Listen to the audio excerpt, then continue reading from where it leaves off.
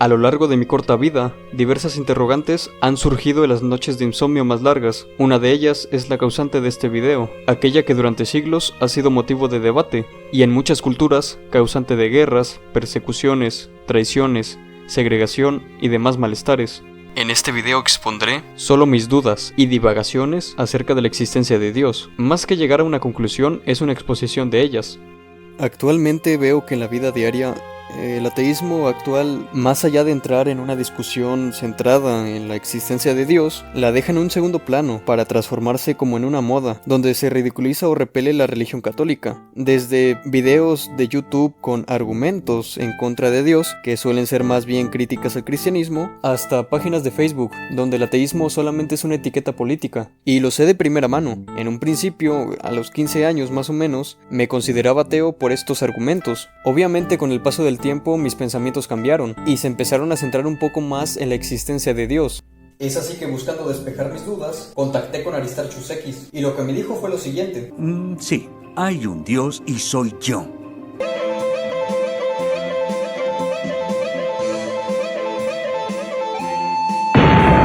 Está bien, exageré un poco, pero realmente la plática se tornó muy interesante. A ver, habría que pensar en varias cosas. Para empezar, bueno, yo creo que ahora, diciéndolo así de memoria, recuerdo que la definición oficial en la lengua en la que estamos empleando, que es el español, durante mucho tiempo la definición de ateo fue una persona que niega la existencia de Dios, pero de forma relativamente reciente, no sé si fue en el 2019, el diccionario de la Real Academia la modificó de manera que fuera una persona que niega o que no cree en la existencia de Dios. Si alguien, bueno, si queréis podéis mirarlo para ver si he sido preciso o no, pero es un tema que comento en un vídeo que hice como crítica a Javier Santaolalla, que había este matiz, ¿no? De no creer o negar. Como negar sería una actitud positiva en la que la persona que sostiene esa posición se considera fundamentada por algún motivo y la mantiene como Dios no existe, y no creer sería simplemente pues no tener fundamentos para pensar que existe, y por lo tanto es una actitud, es una posición negativa que podría confundirse con el agnosticismo. ¿No? Dice, yo no tengo la creencia de que Dios exista. Tampoco he dicho que tenga la creencia de que Dios no exista, pero no tengo la de que Dios exista, y algunos consideran que eso ya es ser ateo. Yo prefiero decantarme porque ser ateo es negar que Dios exista. Es decir, yo me mantengo en la idea de que lo más práctico para emplear correctamente los términos sería definir como ateo al que niega que exista Dios, y no simplemente al que no cree que exista o que no tiene razones para creer que exista, sino al que positivamente lo niega. ¿Se entiende esta diferencia, no? Si no se entiende, la puedo detallar más. ¿El para qué cosa de quién? Sí, es decir, a ver, habría dos posturas para entendernos.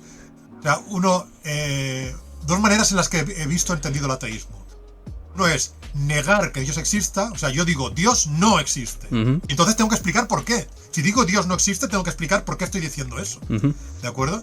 Y otra sería decir, yo no creo que Dios exista. Y ahí no tengo que explicar por qué, porque yo ahí diría, no, es que me tienen que explicar por qué. O sea, la carga de la prueba estaría en el teísta. Okay. Sí. El teísta me tendría que explicar por qué tendría yo que creer que Dios existe. Entonces no es lo mismo decir yo niego que Dios existe que decir yo no creo que Dios exista. Si dices yo no creo, es como que estoy en espera de que alguien me dé razones para creer. Si digo yo niego que Dios exista, es que yo ya tengo razones para negar la existencia de Dios. Es la diferencia entre ateísmo positivo y ateísmo negativo, o ateísmo fuerte y ateísmo débil. Y lo que digo es que yo prefiero que cuando hablamos de ateísmo estemos hablando de ateísmo fuerte, porque creo que esto nos ayuda mejor a distinguirlo de el mero agnosticismo, que es una posición en la que, bueno, pues un agnóstico ni afirma que existe ni afirma que no existe. Ok. ¿Se entiende? Sí. Y en tu caso personal, ¿estás en un ateísmo fuerte o, por decirlo así, positivo? En mi caso personal, yo estoy en un ateísmo fuerte, sí, un ateísmo positivo. Lo que pasa que cuando se sostiene una posición de ateísmo fuerte o positivo, hay que definir concretamente qué es lo que se está entendiendo por Dios. Exacto. Claro, yo cuando digo que yo soy ateo fuerte, lo hago evidentemente teniendo en la mente, en la cabeza, una definición concreta de Dios, que creo que es en filosofía una de las más extendidas, o como mínimo varias definiciones de Dios que son las más extendidas y que todas ellas tengo motivos para negar que se correspondan con la realidad, es decir, para negar que existan. Por ejemplo, una que suelo tener en mente cuando digo Dios no existe es el llamado Dios del teísmo clásico, que es un Dios de la filosofía definido de forma muy clara, con unos atributos muy claros, y que es el Dios que aceptan prácticamente todos los católicos, por ejemplo, y una buena parte de los protestantes, y una enorme parte de los musulmanes también, y por lo tanto una enorme parte del mundo monoteísta acepta a ese Dios, e incluso algunos teístas que no tienen religiones reveladas concretas y que están en una especie de deísmo en el que no hay revelación, también son teístas clásicos, ¿no? Entonces, este teísmo clásico yo creo que es tan extenso y tan popular, sobre todo en el mundo de la filosofía, evidentemente, que decir soy ateo porque niego esto que tantísima gente llama Dios es acertado, es razonable, ¿no? Es porque estoy tomando una definición de Dios que es muy popular y está muy extendida. ¿Y por qué la niego? Pues porque esa definición de Dios está tan bien definida, en su definición tiene varios atributos en los que yo puedo encontrar incoherencias, inconsistencias y contradicciones, y por lo tanto puedo decir que es imposible por ser contradictorio, por ser ilógico. Pues mira, precisamente era la siguiente pregunta, la definición de Dios, dado que para establecer un debate, una discusión, pues se debe saber acerca de qué estamos discutiendo, ¿verdad? Sí. ¿Diste una definición o orientaste hacia una concepción puntual? Yo tenía otra, en el caso del que me parece que incluso le hiciste un video a Emmanuel Danan, de que él da la definición de la causa incausada. Bajo esta definición de una causa incausada, ¿qué postura podría tomar un ateo? Porque pues, como ignorante, sinceramente que soy, me parece lógico que haya una causa incausada, y si bajo esa definición concretamente decimos que es Dios sin atribuirle ser perfectamente bueno, omnipresente, y ya ni siquiera atribuirle concepciones como las características que tiene en la Biblia, tomando en cuenta estrictamente ese Dios, pues yo podría decir, pues soy creyente, ¿ok? No sé, claro, qué opinas sobre eso. A ver, yo diría que sí, lo que pasa que diría que llamar Dios a una causa incausada, especialmente si no estamos hablando de que sea una única causa incausada, me parece pues una definición tan amplia que no me parece válida, porque no me parece que represente bien lo que una gran parte de la gente, ya no solo en el ámbito filosófico, sino en general, llamaría a Dios. Entonces, ¿por qué digo esto? Porque para empezar, si se dice que demostrando que hay alguna causa incausada, ya se ha demostrado la existencia de Dios, lo primero que vemos es que esto encajaría tanto con una postura filosófica de monismo fundamental como con una de pluralismo fundamental, porque el pluralista fundamental, que es el que dice que hay muchas causas incausadas, también cree que hay causas incausadas. O sea, cree que hay alguna porque cree que hay muchas. Y este que dice que hay muchas causas incausadas, hombre, estaría creyendo que hay muchos dioses, no sé. No, porque, por ejemplo, es decir, cualquier persona, a ver, para que alguien crea que hay causas incausadas, basta con que esa persona acepte la causalidad como fenómeno, cosa que acepta la inmensa mayoría del mundo. La inmensa mayoría de personas acepta que el fenómeno de la causalidad es un fenómeno real. Y basta con que, además de aceptar la causalidad, niegue dos cosas, dos fenómenos, que serían el fenómeno de la causa sui y el fenómeno del infinitismo causal. Es decir, que niegue por una parte que haya cosas que sean causa de sí mismas y que niegue por otra parte que haya series causales infinitas. Porque, claro, si hay cosas que son causa de sí mismas, podríamos decir que no hay nada incausado, porque incluso cuando llegásemos a una cosa que no ha sido causada por otra, podríamos decir que sí que ha sido causada, pero por sí misma, ¿no? Que ella se ha causado a sí misma. Pero el problema de la causa sui, o sea, la idea de que algo se haya causado a sí mismo, es lógicamente contradictoria, porque para que algo se cause a sí mismo tendría que existir antes de existir, por lo tanto se descarta. Y después estaría el infinitismo causal, alguien que diga que para que haya, bueno, o sea, que niegue que haya causas incausadas, porque simplemente diga que efectivamente todo lo que ha sido causado por otra cosa, pero esa cadena de causas se remonta hacia atrás, hacia el infinito, y por lo tanto nunca llegamos a una causa incausada, porque siempre hay una causa anterior, de tal manera que no hay nada que sea incausado, ¿no? Entonces, también hay motivos razonables para rechazar el infinitismo causal. Los teístas suelen plantear varias paradojas y, digamos, problemas lógicos que supondría el infinitismo causal, y por lo tanto, efectivamente, parece razonable pensar que hay causas incausadas. Pero una vez se llega a la idea de que hay causas incausadas, todavía seguimos teniendo el debate del pluralismo o el monismo. Es decir, el debate sobre ¿hay muchas causas incausadas o hay solamente una causa incausada que ha causado todas las demás cosas? Entonces, si alguien va hacia el monismo, puedo entender, eso sí que se acerca mucho al teísmo, ¿no? Porque ya cree que hay una única cosa que ha causado todo lo demás. Una única entidad, podríamos decir, si dotamos de sustancia a esa causa, es decir, si no la entendemos solo como fenómeno, sino como sustancia, como ente.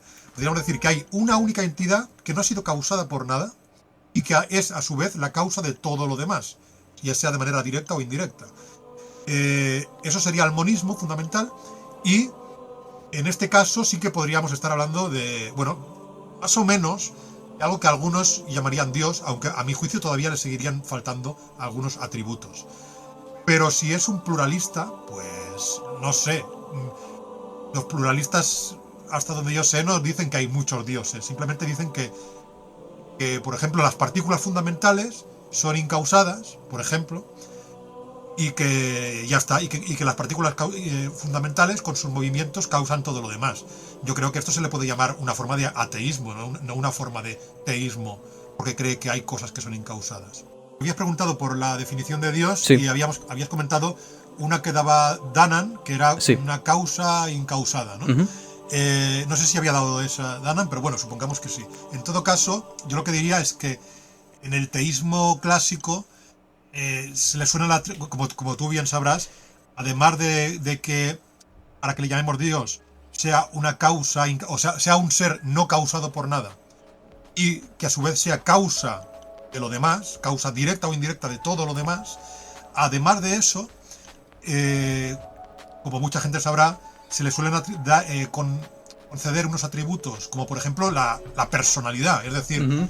esa causa tiene rasgos personales como la inteligencia o la racionalidad, el conocimiento, porque es omnisciente, por lo tanto, no solo es que tiene conocimiento, sino es que tiene el conocimiento de todo, y además la omnipotencia y la omnibenevolencia.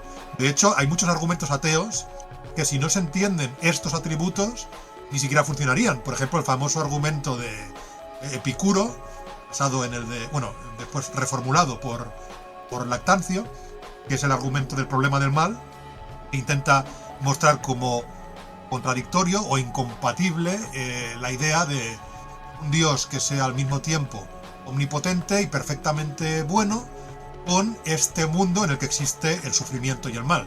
Claro, si aquí estamos entendiendo a Dios como causa incausada, el problema del mal no supone ningún problema, porque dices, bueno, yo solo he dicho que hay una causa incausada, ¿no? No he dicho ni que sea bueno ni que sea omnipotente.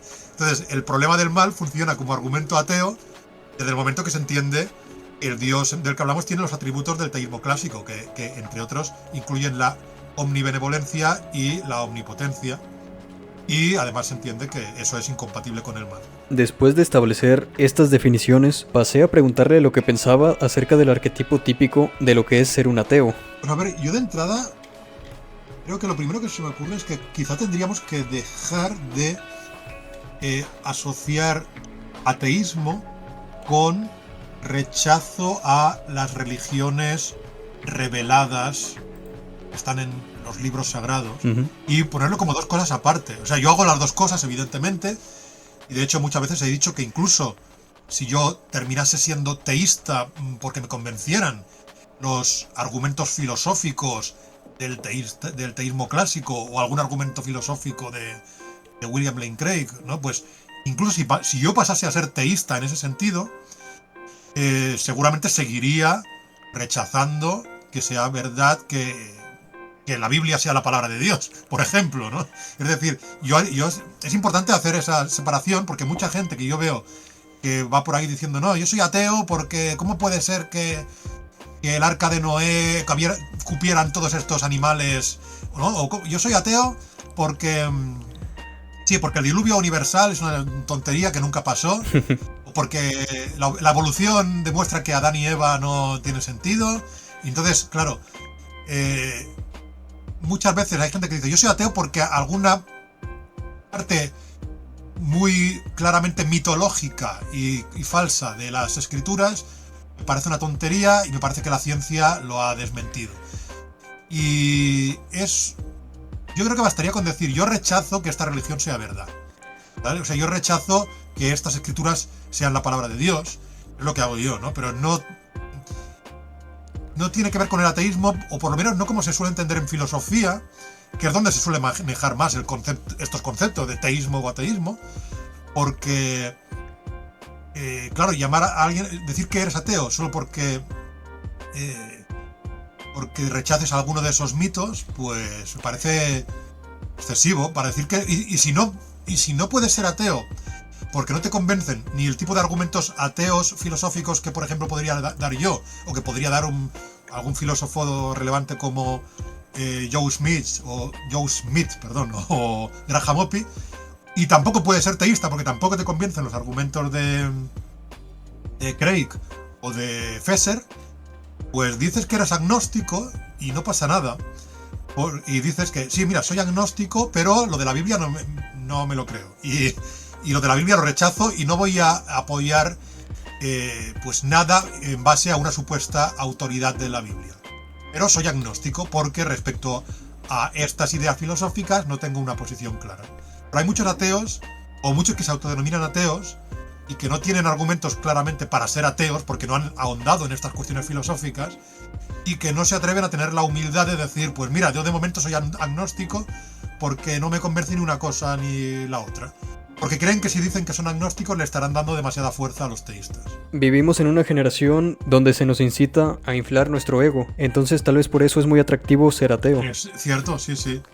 Y esto de la superioridad intelectual que muchos por ser ateos se autoadjudican, sí que lo veo como algo habitual. Es decir, ¿por qué? Pues porque en este contexto en el que estamos, por lo menos a nivel popular, creo que sigue bastante vigente esta idea de que el ateísmo pues es lo que está más relacionado con la ciencia, ¿no? Como, y que el teísmo es lo que está relacionado con la negación de la ciencia.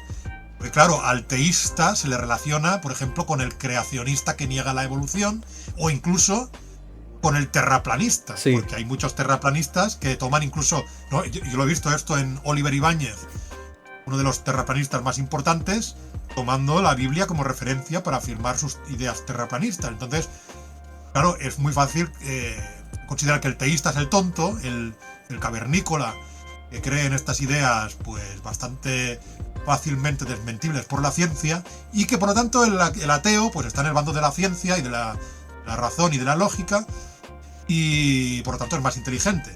Lo que pasa es que evidentemente hoy en día hay muchos teístas que no son los que afirmen que la Tierra no es plana, evidentemente, y incluso que afirmen que la Tierra tiene pues miles de millones de años, y que ¿no? La evolución biológica es como se nos describe por la ciencia, ¿no? No solo, o sea, además de que afirman eso, hay teístas que incluso entienden mucho de eso y se han formado mucho en ciencia y podrían dar lecciones de ciencia a otros que se están autodenominando ateos y les podrían explicar cosas sobre la evolución biológica y les podrían explicar cosas sobre los planetas y sobre física y todo este tipo de cosas, ¿no? Y además en cuanto a razón, en cuanto al uso de la lógica, yo digo sin ningún problema, a pesar de ser yo ateo, que hay filósofos como por ejemplo William Lane Craig que pueden dar un repaso a montones de los ateos más populares de los últimos años en cualquier debate en el que se estén, digamos, enfrentando pues silogismos y planteamientos lógicos, pues seguramente van a hacer el ridículo los ateos en ese caso, por el dominio enorme que tiene el razonamiento lógico de estas personas. Hasta este punto de la conversación puedo compartirles unas reflexiones. Primero que nada, no hay nada de malo en aceptar que puedes estar equivocado. Además, las demás personas tienen sus razones para tener sus creencias. Segundo, también hay que hacer una separación entre el rechazo hacia las religiones y lo que es el ateísmo. Tercero, el tema realmente es muy extenso, por lo que debería estudiar más a fondo, y obviamente esto lleva tiempo. Por último, no caer en este juego de creerse más intelectual por el simple hecho de ser ateo. Además, pasando a otro tema, también quería preguntarle acerca de experiencias con gente religiosa. Porque a muchos de nosotros nos ha pasado. Personalmente lo que me pasó fue que en una de sus misas me tomaron entre todo un grupo de jóvenes y me llevaron al Santísimo enfrente de todo un círculo y a fuerzas querían que aceptara una cruz. Te comparto esto por... ¿Sí? ¿Aceptarse una cruz? ¿En qué sentido? ¿Qué quiere decir aceptarse? Aceptar una cruz en plan collar, de esos que cuelgan de tu cuello, y arrodillarme frente al Santísimo. Te comparto esto porque te quería preguntar, ¿en tu caso has tenido alguna experiencia que te haga repeler este tipo de grupos? Bueno, hay una muy lejana, recuerdo casi de mi infancia, pero muy borrosa, un tiempo en el que estuve apuntado junto con otros niños a una especie de, ¿cómo se diría?, un campamento de verano. Hacíamos deporte, jugábamos a baloncesto y a otras cosas, y que no lo sabíamos, pero creo que pertenecía o al Opus Dei o a alguna cosa parecida, y en algún momento nos tomaron a todos los niños y nos explicaban cosas de que teníamos que querer a Dios más que a nuestros padres o más que a nuestra familia. Y bueno, con el tiempo eso yo lo recuerdo como algo que me pareció un poco abusivo. Sí. Claro, algo que yo después le comenté a mis padres, que no son creyentes, y especialmente mi padre, bueno, además de no ser creyente, siempre ha sido una persona pues bastante formada en temas científicos y bastante racional, y bueno, estuve hablando con él de esto y ya di cuenta de que me había, bueno, o sea, no sé si en ese momento me di cuenta, porque yo siempre digo que el momento en que empecé a pensar por mí mismo fue bastante posterior, ¿no? Pero sí, me pareció una práctica un poco ética en ese caso. En ese momento me pareció que no habían sido muy justos tratando así a los niños. Por otra parte, sí, bueno, iba a señalar otra cosa porque me parece interesante lo que has dicho de lo de crucifijo, o lo de arrodillarte. Hay una cosa que yo siempre, desde que empecé a pensar en estos temas, siempre la he practicado. A ver, yo por ejemplo, en mi vida personal, en más de una ocasión he tenido que asistir a actos religiosos porque estaban relacionados con amigos o con familiares que estaban metidos en esos actos, ¿no? Como pues un funeral o una boda por la iglesia o bautizos de algún niño, de algún amigo. Y siempre que era el momento en alguna de estas ceremonias, por ejemplo, a ver, claro, si es el momento yo qué sé, es el momento de levantarse respetuosamente, por ejemplo, como acto de respeto yo siempre lo he hecho, ¿no? Pero cuando ya empezamos a cosas como santiguarse, este tipo de rituales, ¿no? O, o ciertos rituales, digamos, de la liturgia católica, yo me he negado a hacerlo, pero siempre lo he dicho y tampoco he tenido nunca ningún conflicto con nadie por negarme a hacerlo, pero cuando he tenido que hablar sobre estos temas siempre he explicado que yo eso lo hacía precisamente como forma de respeto hacia esas personas. ¿Por qué? Y eso es lo que me parece interesante de lo que has comentado, de que te decían que te arrodillases. Yo lo que les diría a esas personas, para empezar, es que además de que no me pueden, digamos, coaccionar, o sea, si la idea es que te estaban coaccionando físicamente ya es terrible, ¿no? Pero además de eso, si la cosa fuera más amable, más de... No sé, si la cosa es que te estaban pidiendo que lo correcto es que te arrodilles y todo eso, yo les diría, no, es que si yo me arrodillase, estaría faltando al respeto, o sea, os estaría faltando a vosotros al respeto. ¿Por qué? Porque yo no me creo esto. Entonces, si yo me arrodillase, desde mi posición epistémica, yo estaría haciendo una burla, un teatro. ¿Vale? Sería como cuando un loco te dice que él es Napoleón y tú le sigues el rollo y dices, sí, claro, sí, tú eres Napoleón y ahora mismo, pues mira, te voy a enseñar el mapa para que conquistes Rusia. Todo eso que estarías haciendo no sería una muestra de tolerancia o de respeto hacia esa persona. O sea, no sería una muestra de respeto, sería una falta de respeto. Porque estarías haciendo un teatro porque lo tomas por loco. Entonces, si yo me arrodillo delante del santo o no hago cualquier tipo de estos actos, yo en muchas ocasiones lo entiendo es como una falta de respeto hacia las mismas personas que creen en eso. Les diré, no, es que yo no puedo hacer esto porque no me lo creo. Porque no creo que estos rituales tengan ningún efecto y no creo en las creencias que los motivan. Por lo tanto, como respeto hacia ti, no los voy a hacer. Claro, ¿Entiende, no? claro, yo lo veía desde... Mira, voy a romper una lanza en su favor, porque en su percepción, en su grupo, pues conocieron la verdad, ¿no? Conocieron algo maravilloso, conocieron el amor. Entonces, es tan grande ese amor que quieren compartirlo. Ahora, no comparto sus métodos. Entiendo por qué lo hacen. Pero estar dentro de un grupo, por más amable que te lo pidan, ya es coercitivo, porque hay estudios de psicología social en los que vemos la influencia de todo un grupo. Si todos hacen una cosa, el individuo tiende a hacer este acto. Entonces, Cierto. es un poco complicado, ¿verdad? Pero te digo, comprendo su acto, pero no sus métodos. Cierto, sí. A ver, es verdad que cuando alguien que la presión de grupo es innegable y cuando hay un montón de personas diciendo algo, hace falta un extra valor para discrepar públicamente.